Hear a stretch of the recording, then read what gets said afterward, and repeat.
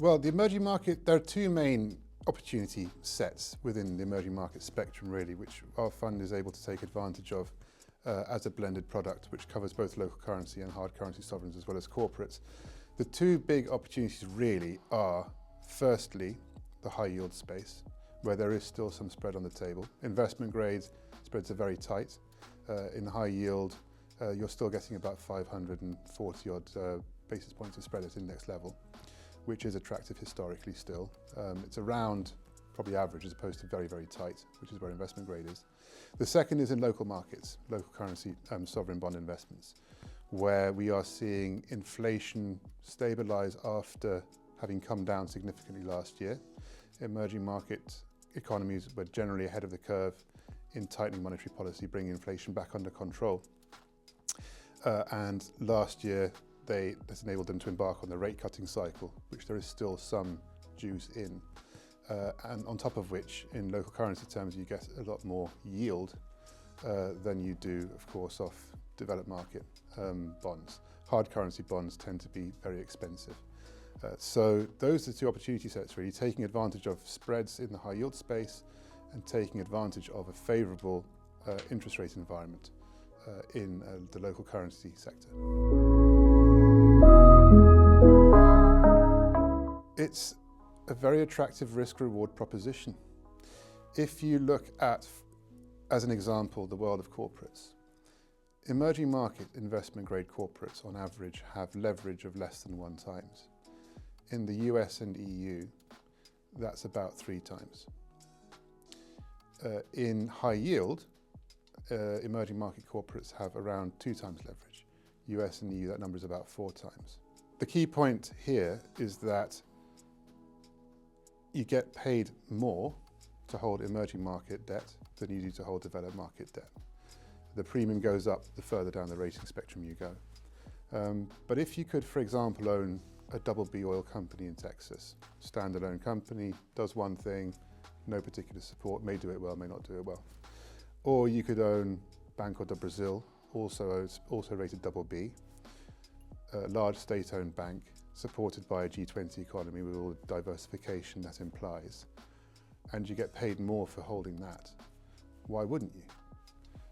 If you have an investment grade developed market company that's on average 3 times levered, and you get paid more to hold something that's 1 times levered, why wouldn't you? So that's really the attraction of emerging markets. You have strong macroeconomic backdrop, inflation under control, rates moving in the right direction, growth outstripping what we enjoy in the Western world. You have more bang for your buck. And let's face it, most of the volatility at the moment is coming from the West. We've seen recently strong moves in the Bunds market and therefore all of the European government bond markets following Germany's decision to spend more on infrastructure and defence. And we've seen volatility in rates around the tariff policies that the American government has announced. So, is there more volatility in emerging markets than in developed markets? You'd argue no, not at the moment. So, for all those reasons, emerging market debt seems to be quite an attractive proposition.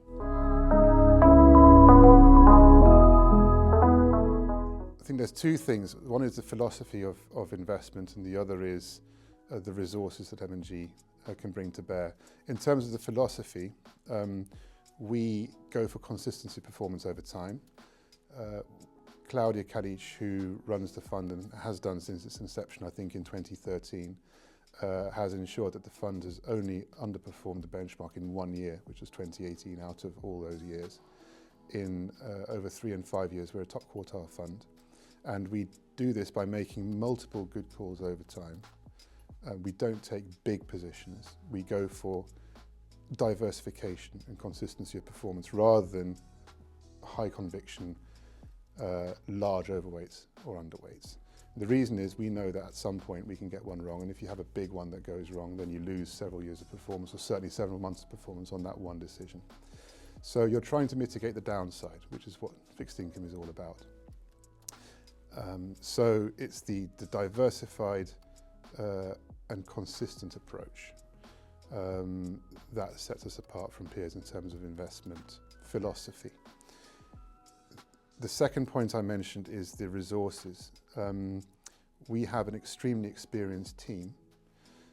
We have, I think on the team, the years of experience in the market ranges from between about 13 to about 30.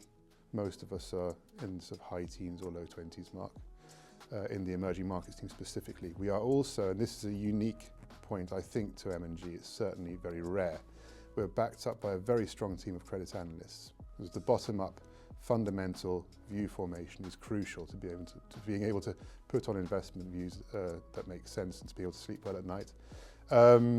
So we have about 30 credit analysts, of whom the vast majority are very experienced sector experts. And that gives us the confidence to go down the rating spectrum with the knowledge that we are making well-informed investment decisions aided by true experts in their fields. And that, I think, is of crucial importance, to have a very experienced team and to be backed up by a strong bench of analysts, which is something that not many asset managers can offer, not to that extent anyway.